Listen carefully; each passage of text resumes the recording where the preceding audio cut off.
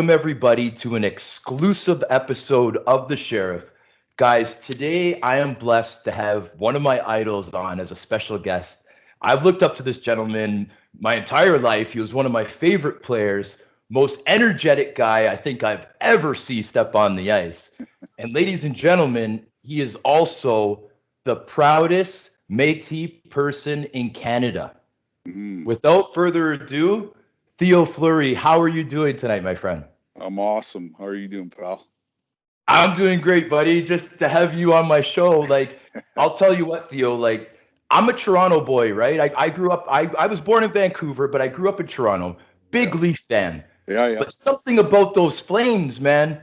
I love the Flames for some reason. I don't know if it was how cool the uniforms were. Or I don't know what it was, Theo, but Yeah. I followed you from the beginning of your career, brother. And man, I'll tell you one thing, man. Like when your face first popped up on the screen, so the listeners know we do this through video. I'm a big fan, man. I'm starstruck. So thank you for Yeah, coming on, buddy. yeah. No, it's awesome to get to talk to old hockey guys that have their own podcast now because when you're talking about certain things about the game or whatever, they just get it. You like we just get each other. So it's awesome. And yeah, well that Calgary's franchise in the early, well, from the 80s till about the mid 90s was one of the best franchises in hockey, and the team that I played on that won the Stanley Cup, like by the time it's said and done, I think there could be 8 or 9 of us in the Hockey Hall of Fame. So, you know, um, and that team, we could beat you any way you wanted to play. You want to win 9-8, yeah, we can do that. You want to hunker down 1-0, we can do that. And then if you want to drop the gloves, yeah, we can do that too. So we had a team that was really diversified, and the quality of people that we had on that team was incredible. And for a young guy like myself, coming into the league, I couldn't have been mentored by a better group of guys, from top to bottom, starting with, Cliff Fletcher, who was our GM, Lanny, who was our captain, and then, all those guys, Gilmore, Noondike, Roberts, McCown, McCrimmon, Joel Otto. Like, it was just, yeah, it was like walking into, an all-star game dressing room almost, so it was a good experience. And, that first sort of 6 months of my career definitely set me up for the rest of my professional life. So it was great. Yeah, and Theo, okay, so now that we're actually talking about this exact thing, I might as well just go ahead, brother. So your first year pro, Mhm. win the Stanley Cup. Like, bro, I'm a stat guy, Theo. So I usually go straight to the hockey DB because I want to Right. talk about the career and junior and pro and how they started. And brother, I'm looking at your thing and I'm like, wait a second. 89, that's when Calgary won it. This Yeah. guy. And then Theo, also just to add to that, now when you went to training camp, you weren't able to be on the big club right away, right? Because what did they No, say? You were a little bit overweight or something? no. Well, like, I don't want to uh, piss you off though, no, no, so no, no. That summer, so I spent it in Moose Jaw, and I was training with Mike Keane and Kelly Buckberger and a bunch of other guys, and because we were all in Moose Jaw, and I thought that I needed to get a bit bigger and and okay, and beef and up. strong and stronger. And what happened was I probably lost a bit of, maybe a half a step, and I still led training camp and scoring, that camp. But the team was so established, and they wanted to see what they could do out of the gates, with the guys that they had. And for me, it was probably the best decision, because I went down to Salt Lake and played with guys like Paul Ranheim and Peter Lappin and Rich Chernamaz, Randy Busick. The Grim Reaper was there, Stu, No way. Big Stu. Yeah, so we had an unbelievable team down there, and basically, I went down and I sulked for the first 10 games, and wasn't playing very well, and then Paul Baxter, who was our coach, basically took me aside and said, "Listen, when you're on my side of the blue line, so the defensive side," he says, "I want you to play my system." He says, "As soon as you get the puck over the blue line, you can do whatever you want." And I was like, "Are you serious?" He's like, "Yeah, that's our deal." So I went on a tear after that. And by Christmas time, I think I had 74 points in 40 games. And then I got called up New Year's Eve of 1988. And I arrived in Calgary the next day, January 1st, 1989. And then 6 months later, I was carrying a Stanley Cup around the Montreal Forum. So, Okay, so no, I just wanted to make sure that you were done there because I'm on the edge of my seat because like you explaining it by yourself, I didn't even realize that point total in those 40 games, bud.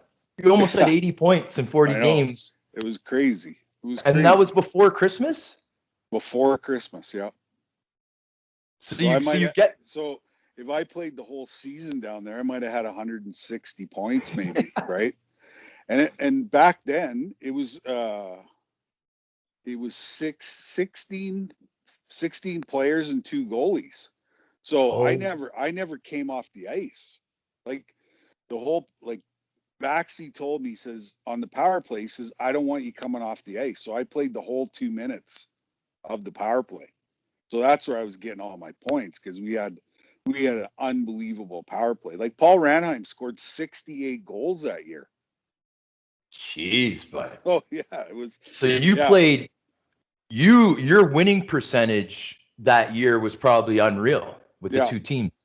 yeah. And so even after I got called up, uh, the Golden Eagles went to the league final and lost. But the year before, after my junior season was done, I got I got sent to Salt Lake and we won the Turner Cup. Okay. So in 18 months, I won a World Junior, Yeah. a Turner Cup, and a Stanley Cup. In 18 months, I had 3 rings. so, Yeah. so it was like, holy fuck, this is easy.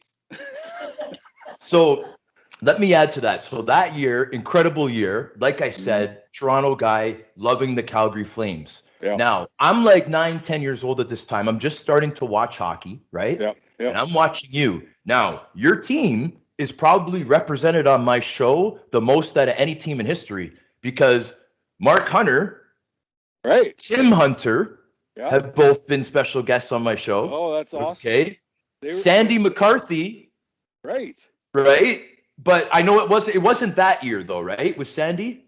No, Sandy came like 4 or 5 years after that. So yeah, Okay, right on. yeah, yeah. So yeah, man, like it was That's just awesome. destiny. Oh yeah. Those are my 2 roommates, my first year, Mark Hunter and Tim Hunter. Come on. I swear to God. Yeah. Yeah. All right. Well, you got to give me at least like okay, so Timmy, when he came on my show, I said, "Tim, I'm going to be honest with you, brother. When I was younger, before I started playing for the Hunters in the OHL, Right. I thought you guys were all brothers, like Dale, Right. Mark, Tim, and then Yeah. there's Dave, right?" Yeah. Yeah. And so what he must get that sometimes. So jokingly he said, "Sean, look at me and look at them. I'm a really good looking dude, man. Okay? They're tough, but I'm Yeah. good looking and tough. And that's the That. difference between these hunters, right?" Yeah. Yeah. That's awesome. That's awesome Yeah, that he buddy. said. That's awesome that he said that. Yeah. Yeah. And guys like Mark Hunter, Tim Hunter, unbelievable team guys, right? And we had like 7 or 8 of those guys, right? Rick Yeah. Walmsley, Colin Patterson, Poplinski, we had a Dougie? bunch of Dougie, we had a bunch of guys that were just, awesome. Like they weren't superstars, but they really knew their roles, and then they played their roles to a T. And I played on a line pretty much the whole time with Timmy Hunter. He was my right winger. So Wow. and then Yuri Herdina and Brian McClellan kind of switched in and out. So but yeah, like what a great fourth line we had, and we got to play against all the other teams' shitty fourth lines. So it was, we were able to have an impact in all those games because we were playing against the other team's crappy fourth line. So it was good. That's awesome, buddy. I love hearing stuff like that because it's priceless. You know what I mean, Theo? Mm-hmm. So, okay, like as I was saying, Theo, there's certain things that I really want to touch up on here, man, because I have a really big base from the UK, okay? Yeah, And yeah. yes, but so we're gonna cruise a little bit with this NHL because I'll tell you what, man, it wasn't too shabby having 1,000+ games in the NHL, right? You spent a lot of time in the best league in the world, Theo, For and sure. that point, I really kind of want to emphasize like the fact that, bro, your height, and again, don't get mad at me, okay, bud? Because look, Mm-hmm. I'm similar to Sandy. I'll do Right. anything for you, buddy. Oh yeah, I know. Okay. I know. So okay, 5'6", right? Yep. Yep. 5'6". How much did you weigh the year you guys won the Stanley Cup? Do you remember? $150 maybe. Okay, so Yeah. Theo, 5'6", 150 pounds. Mm-hmm. So I'm going to assume that if I played with you, because this is what Sandy said, if I played with you, you probably would have been the most energetic player that I ever played with, because Oh I'm going yeah. to trust what Sandy said. Okay. 100 I'm going to percent. guess, yep. I'm going to guess that you're probably the biggest character that I would have ever played with, because that's what Sandy said. Yeah. Right. Now, and I'm going somewhere with this. So Okay. now, to be this strong in these areas, Mm-hmm. I believe that's about family. Oh, Okay. 100%. Yep. And what I'm really interested in, and I really want the listeners to hear, is okay. So you're the first son of three boys, right? Yep. Yeah, Okay. I'm the So and you're oldest. yep. Mm-hmm. And your father was a player, but he hurt his leg, right? He had an injury, wasn't able to pursue a career. Yep. Okay. Mm-hmm. So that kind of tells me, okay, this guy's dad is an athletic guy, probably really passionate, so on and so forth. Mm-hmm. Okay. Mm-hmm. So now this is what I really want to talk about. In the beginning of the show, I said this gentleman is the proudest, and I want you to correct me if I'm not saying it right, Métis person in Canada. Mm. Now, I watched a bunch of videos. I read a bunch of stuff. I was like, man, I got Theo Fleury, man. I really want to nail Mm-hmm. this stuff. And Yep. now, this is I'm a very proud person. I know that you are because of what I read. I want you to talk about like how important your culture and your background is to you and Mm. how you guys, like for example, your family implemented music. You Yeah. guys are big music people, and I want you to Huge. talk a little bit about Yeah. that. Yeah. So, growing up as a kid, I knew that, that I had mixed blood, right? And people, I knew my mom was German and I knew my dad was Métis, but I didn't know what Métis was.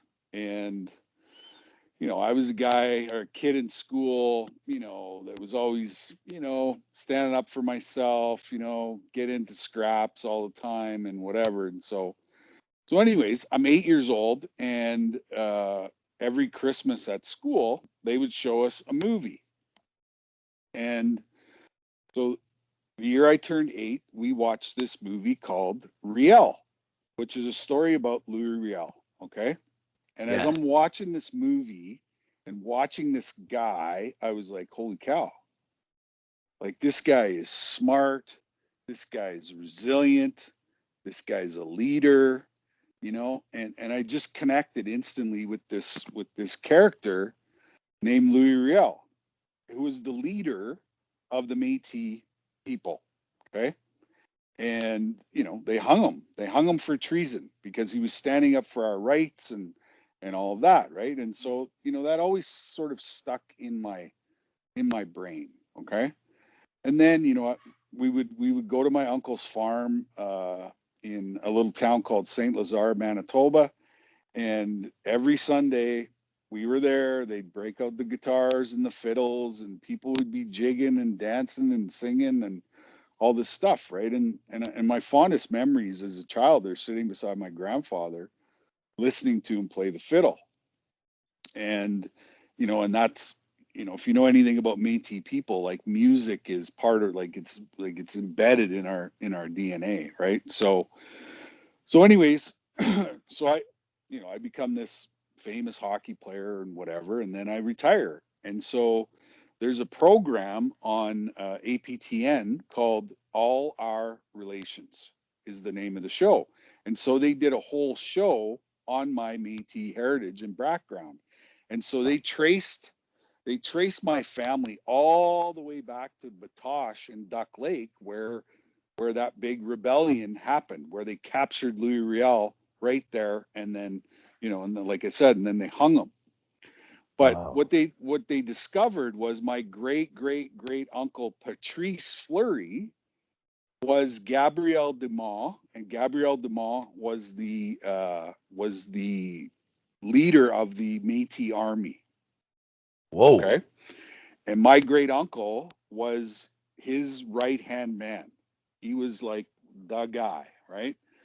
And so and what was really cool about, and why the Métis army had so much success fighting the British was they could load their guns 3 to 1.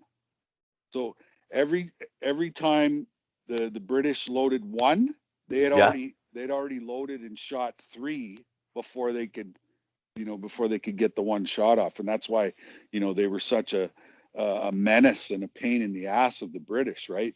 But eventually the British just had too many and we didn't have enough, and they got us. But yeah, and if I look back on my life, and all the adversity I faced as a kid and as an adolescent, and then overcoming addiction and all that, it goes back to those roots. And what was it, and what's even more interesting is, after my book came out and I started going out and speaking, the most of the speaking I was doing was in Aboriginal communities. And what was really kind of interesting was, as much as I was there to help them overcome what they needed to, they helped me way more than I could have helped them, because they really introduced me to spirituality. And anybody who knows anything about going through addictions and struggles and hard times, that's the one thing that is going to keep you sober for a long time, is that spiritual connection. And I was going to all these communities, and they were inviting me to sacred ceremonies and all kinds of stuff, and so I just went with it. And I would say that has been um the biggest helper in my sobriety, is that spirituality, and like, I love sitting in the sweat lodge. I love going to powwows. I love going to sun dances.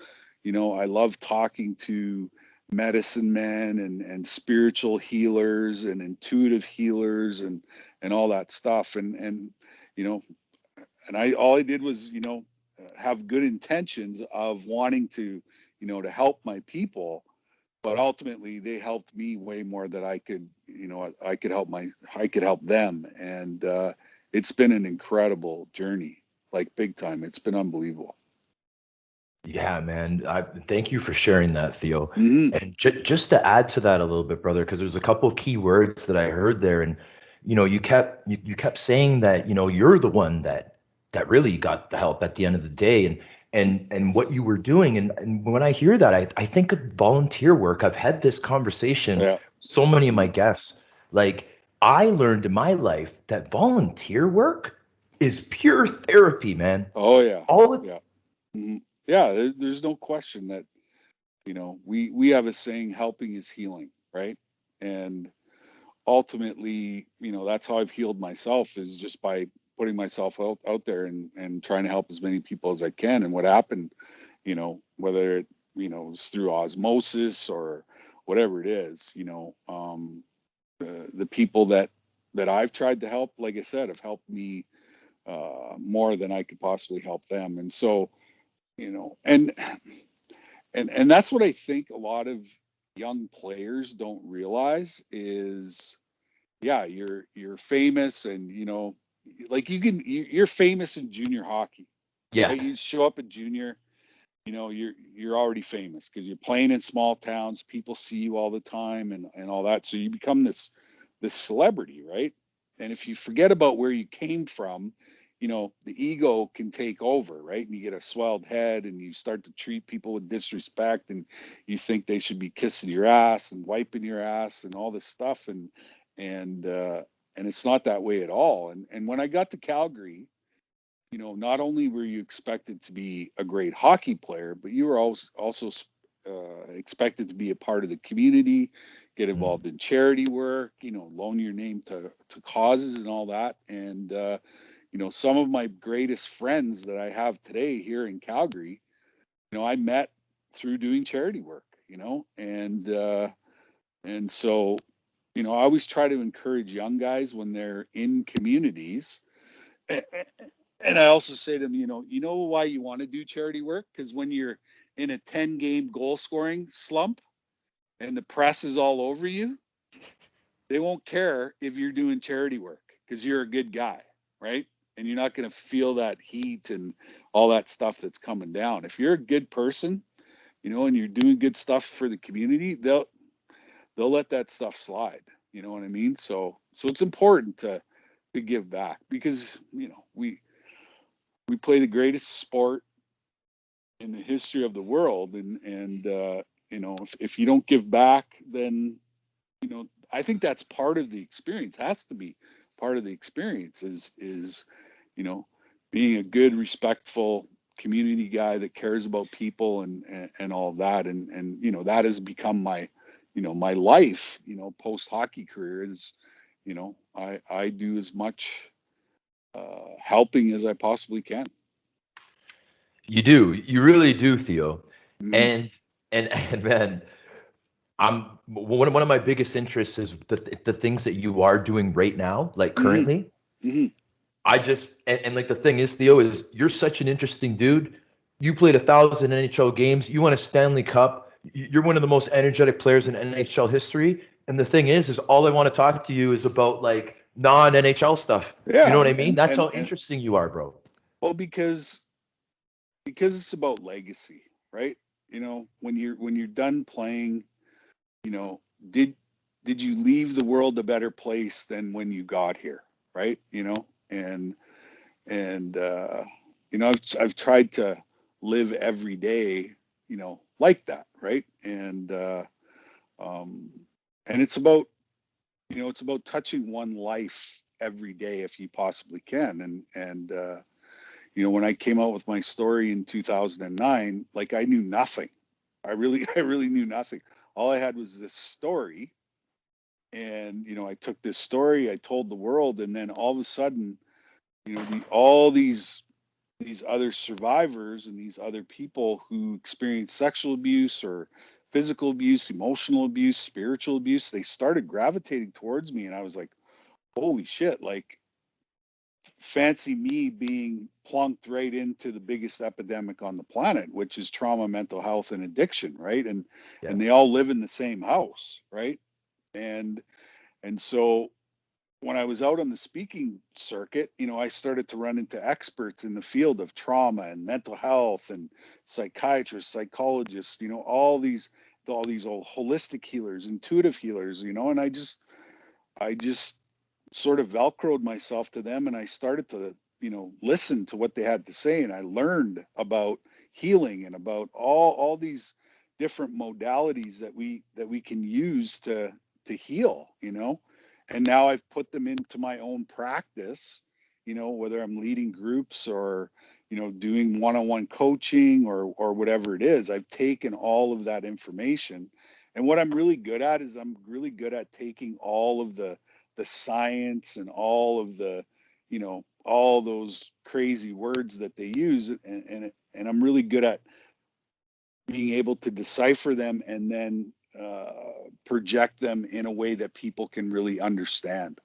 And I think that's probably been my greatest asset is being able to simplify the science, the psychology, the psychiatry, and the holistic, intuitive, and spirituality stuff, and just put in a nice little package where people can understand. Exactly. No, Mm-hmm. exactly. And you taking the time to go into those lengths is greatly appreciated, buddy, because it's Yeah. so important, Theo. Like it really is. You know what I mean? And okay, so now before I get into this topic, I mean, Theo, like I said, like I'm looking at the numbers right here, bro. Like, we got over 1,000 games, and what's even more impressive is the point. Okay, and like Calgary, your time in Calgary, incredible. I'm assuming that this was the lockout year that you went over to Europe. Yeah, I went to Finland in '94. Yeah, There you that was go. that was awesome. Great experience. I had so much Pretty fun. cool though, eh? Like, Yeah. had you ever been like, there's the World Junior stuff, but like, have you ever gone over there for long periods? Like, no, eh? So like, it's, No, yeah, no. man. Well, what was interesting was, um, like I got drafted 470 something in the draft, right? Because the first year of eligibility, I didn't get drafted. And then the second year of eligibility, I went like 166th overall in the Yeah. eighth round. So Yes. 472 guys were drafted before me. And, and I always tell kids all the time too, is like, it doesn't matter what number you get drafted because the number is only an opportunity. That's it. It's an opportunity. Yeah. And then you know, do with that opportunity what you want, right? And so, I showed up in Calgary. I fucking kicked down the front doors of the dressing room and I said, "Hey boys, I'm here and we're gonna fucking win a Stanley Cup." And you're all looking at me like, "What the fuck? Who is this fucking guy?" But I and what was interesting that my first training camp I went to, nobody in the organization thought that I could be an NHL player. And by the time I left that first training camp, they were all believers. And that's what I wanted to do is I wanted to, to create more opportunity from, this amazing opportunity that I got in the first place. And then I went back to junior, tied Joe Sakic that year. We tied for the scoring in the Western League. I was the captain of Canada's junior team. We won the gold medal and Yes. signed my first pro contract shortly after that. And yeah, and the rest is basically history. But and I think you mentioned it before, and Sandy played with me for a long time, and so he saw it every night. I competed at the highest level. That's what set me apart from every other small guy that tried to play, and I was willing to die in order to win, right? And I knew that probably 75% or 80% of the league didn't have that mindset. And so that was my intimidation, playing against these guys because I'm 5'6", 150 pounds. How am I going to get room out on the ice? Well, I got to figure out some sort of intimidation factor, to get room on the ice. And obviously I was really good with my stick too. Like I'd cut your eye out and wouldn't bother me one bit, and that's how I got room. And when I got room, then my skill and my talent took over. But it was the compete and the willingness to go to whatever length to have success. Yes, buddy. And man, this is so entertaining for me, buddy. I appreciate these Mm-hmm. stories. So okay, so after the lockout, obviously a few more years in Calgary. We have stops in Colorado, New York, and Chicago. Okay. Mm-hmm. So now, Theo, numerous places I read that it was 2005 that you Mm-hmm. became sober, Yep. right? Yep. September Okay. 18th. September September 18th. 18th. Like 5,900 days I got. Okay. So, yeah, because I don't Yeah, count in years, I count in days. Because exactly. it's one day at a time, right? It is one day at a time. Yeah. 2005, 2006 season, you played for the Belfast Giants, Yeah. the legendary Belfast Giants. Yeah. We are both alumni of the Belfast Giants. That's awesome. For me, Theo, It was the best year of my life. It Yeah, was the most fun that I've ever had.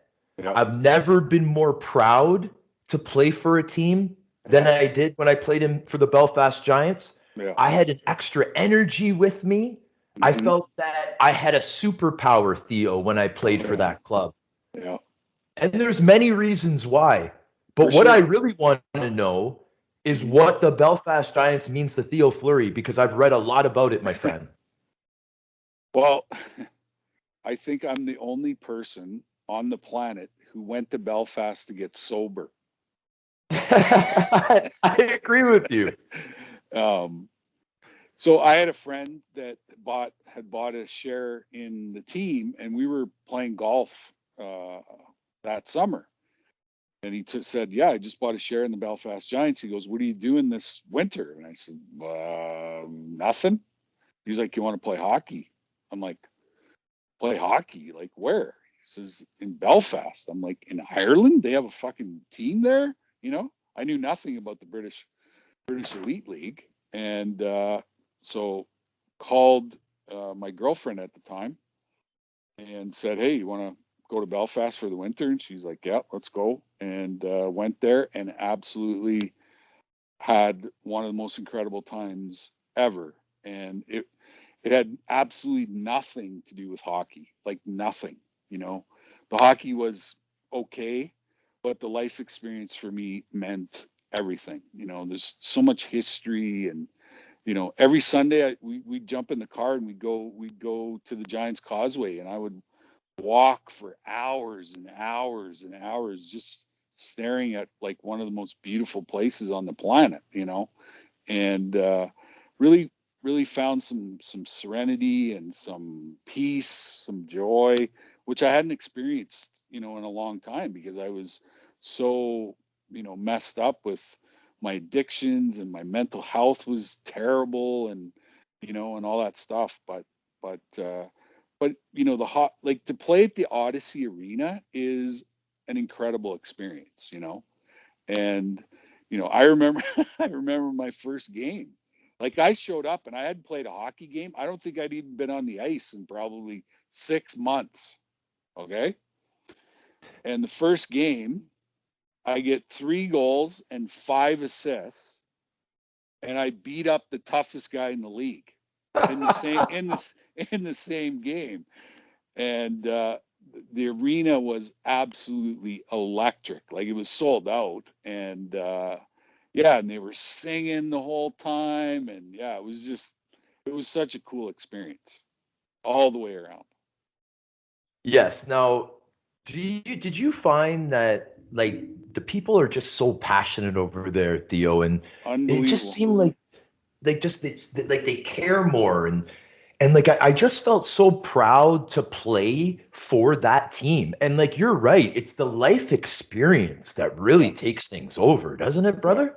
yeah, yeah. It's a magical place. Like, it really is a magical place, and anybody who's listening to the show, if you ever get an opportunity to go to the north side of Ireland, it is spectacular. The people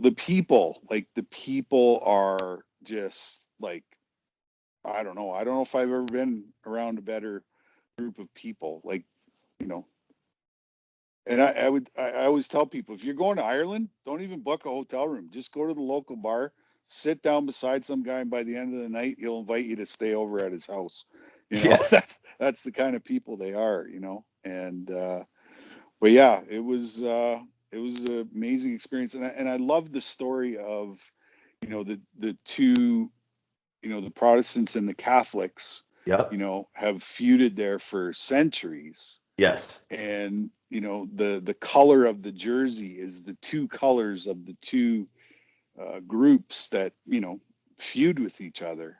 And you're not allowed to wear a Protestant jersey, you're not allowed to wear a Catholic jersey in there, and they melded those two colors, and became the Belfast Giants. And if you know anything about the Giants Causeway, well, that's where they got the name for the team, right? Was those two giants, Ben and Donner, and Finn, the big giant, right? Yes. And Yes. in the land of the giants, you'll never walk alone. And I thought that was such a cool, such a cool thing. And where I wasn't at that time in my life, it really helped me. And then, I played with guys like Ed Courtney and, Todd Kelman and, a bunch of really, really cool, down to earth, guys. And then we had 6 British kids on our team. And yeah, so it was a lot of fun. I really enjoyed it. How did you like playing with Killer? I love playing with Todd Killer. Kelman. Yeah, he was good. He was good. He could move the puck, right? So it was great for a guy like me. He could make that direct pass, and he was a great skater, and yeah, so it was good. Yeah, Todd was the general manager the season that I Right, played, right. right? So me and Todd were, and man, so okay, so I want to, like I said, I was a stat guy, right, Theo? So, Hmm. 34 games played. We got 22 goals, 52 assists, 74 points in 34 games for a guy that wasn't on the ice for 6 months. Yeah, So you must have had a lot of fun on the ice, Theo. yeah. Well, the big rink, right? Yeah. It was a big rink, and I played with Curtis. I played with Curtis Huppy and Ed Courtney were my line mates, and Right on. Curtis was drafted by the Florida Panthers, and Eddie played a few games in San Jose. So, it was great. We developed chemistry right away, right off the bat, and yeah, our power play was a joke. Like on the big ice surface, it was a joke. We had the puck for the whole 2 minutes. They never touched it, and it ended with either me, Hups, or Eddie. Uh, Basically, we could have taken the puck, put it over the goal line, took it back, put it in our hand, and flipped it to the referee. That's how sick we were zipping it around, you know. But yeah, it was good. The hockey wasn't the greatest, but for me at that time and where I was in my life, yeah, it was fun. It was fun to be in a dressing room again and be a leader and yeah, it was one of the best experiences I've ever had in playing hockey and people don't understand that that league's been around since 1940 after the Second World War. A bunch of Canadian guys married British girls and stayed over there, and then they created this hockey league. So when you go to the final weekend The Final in Four weekend. Final Four weekend, there's 10,000 people in that Yeah. stadium, and Nottingham. it's unbelievable to be a part of that. It sure is, man. And like Theo, the one thing, and like I know we're running a little short on time. The one thing that I forgot to mention, 270 penalty minutes. Theo, 300, you almost had 300 PIMs in 30 games, brother. Yeah, I know. And now that's got to be one reason why you were so passionate to play because, man, I couldn't even imagine how much the fans must have loved your type of player, Theo. And like you said, from the first game, taking down the hard man. They called him hard man over there, remember? Yeah. Well, I think I could have committed murder in Belfast and got away with it. That's for sure. But I knew I was going to have a bullseye on my chest when I was there. And we had a really tough team Yeah. when I played there. Sean Skihar was there, and we Was had a bunch Paxton of. Schulte there? He had gone. Okay. I think he'd already left. Okay. We had Jason Ruff and you Yeah. know Bowen, Curtis Bowen, Bowen. Yeah, Yeah. yeah, played in Philly. So yeah, we had a tough team, but guys were taking liberties, and the refereeing is terrible Oh, over yeah. there, Yeah. right? It's not So good. so I get like I don't know 5 or 6 points, and then do something stupid and get a double game misconduct, or they'd give me 10 minutes or whatever, and yeah, so that's how I racked up all those penalty minutes. Man, so like I knew I have limited time with you, but I needed to talk about Belfast. It was so important in my career. And I know like I read somewhere, Theo, that you said Belfast saved your life. Yeah. Well, it like I said, just traveling around in history. I went to Rome a couple times, right? Because I grew up in the So Catholic, close. I grew up in the Catholic Church, right? And always heard about the Vatican and all of that. And so made a couple of trips to Rome, and I was trying to find that spirituality that I'd lost, right? And so combined, touring the Vatican Museum and walking around, the Vatican and seeing all that stuff, and then going to the Giant's Causeway and walking around and all that, it really kind of solidified me in my sobriety for a long time. And yeah, like I said, that place was magical. And you really have to you really have to go there to experience the magic of the people and the history and the beauty of Ireland. Because like when they talk about green, like it is fucking like a green like you've never seen in your life. And so Yes. yeah, it's really cool place. And met some really awesome people, and the fans are unbelievable. And they're, like you said, they're passionate, they love the team, they love the sport of hockey, they show up every night. And yeah, it's just a cool place. It's a cool experience to go there, and to experience something, because it's all football there. Football, hurling, rugby, you know, and you never think that hockey would be as popular as it is, but it's the most popular sport, you It's a know? big thing. Yeah, It it's is a big huge. thing. It's huge. So yeah. Theo, just quickly before we leave, Hmm. the things that you are doing right now Hmm. are mind blowing. What you're doing, the impact that you're having, just because of your experiences, and people really, really get the message, man. When you say it, now I'm talking about this motivational speaking, this Hmm. mental health work that you're doing, and the podcast that you have as well. Do you think you could just tell the listeners just generally what you're doing now and how they can look you up and support the things that got going on, Theo? Sure. Well, like I said, in 2009, when I came out with my book, all I had was my story, and really had no idea the enormity of, first and foremost, sexual abuse and how prevalent it is, but then secondly, you know uh, how trauma in childhood affects us mentally, emotionally, physically, spiritually, all of these things. And so I started, like I said, I started running into people, and then I went out on the speaker circuit and was telling my story, and then I was going to the Aboriginal communities and doing that. And yeah, so I've really evolved as a person. And um, and like I said, I've got an education on the fly, which now, I can, like, I know that when I show up and you put me in front of a group of people, I know that 4 or 5 of those people's lives are going to be changed, and they're going to want to change themselves. And to me, that makes everything that I went through as a kid, that's what makes it worth it, you know?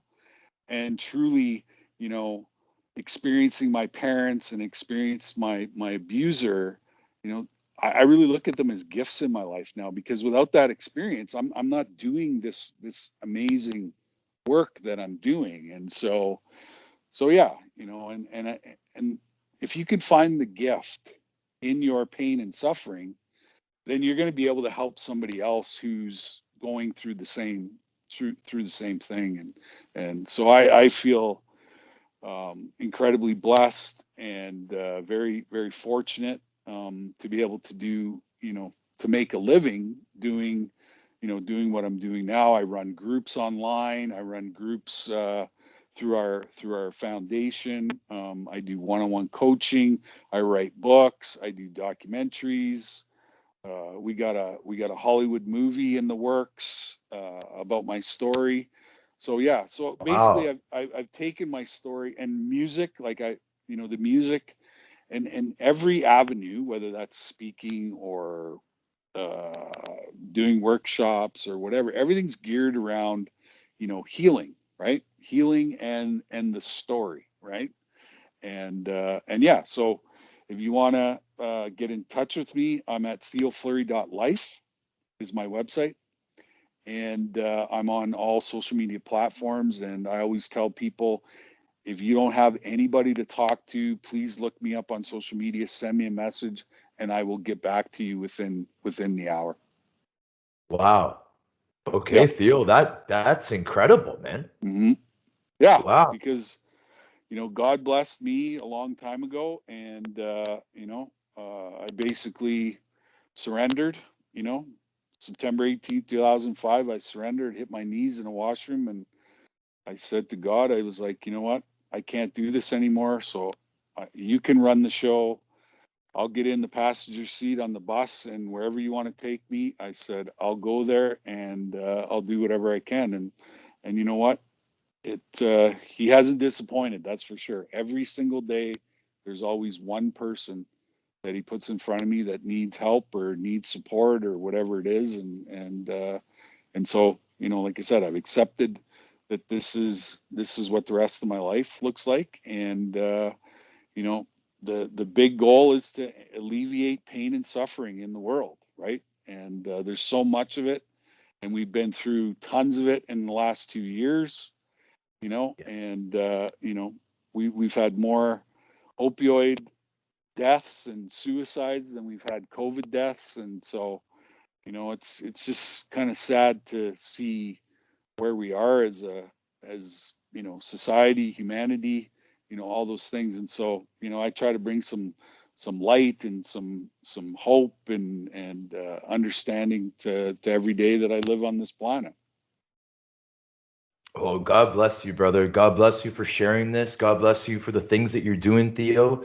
Like I speak on behalf of so many people when I just say thank you for doing what you do, and don't ever stop, because you're needed so much in this world, brother. And you've been chosen to do this, Theo. And you got to For just sure. keep rolling with it, buddy. And I respect you so much, man. I've looked up to you. You're such an incredible idol, man. And Oh, I thank just you. wanted to. No, no problem, brother. No problem at all. I just wanted to thank you again for coming on. I know we had Mm. limited time.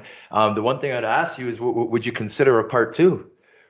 Yeah, absolutely. Yeah, I'd love to Because come there's a back. lot of other things we got to get into, Oh brother. yeah, Those we things can that, talk about a lot of shite. So yes, yes, we can, my friend. for sure. So, And the next time I'm in Toronto, you and I gotta go have dinner. oh man, I accept that invitation 1,000 times over, Theo. Thank you so much, brother. I'll And take you I to want to thank the listeners. Oh, sorry. Go ahead, Theo. Please, please. I'll take you to Jacob's Steakhouse, one of my favorite places in Toronto. I don't know if you ever eaten there, but it's good. Theo, my mother overheard this and she said that she's coming too. So, I mean, I don't know, man. We might have a little group going. So, All good, man. The more the awesome. merrier. The more the merrier.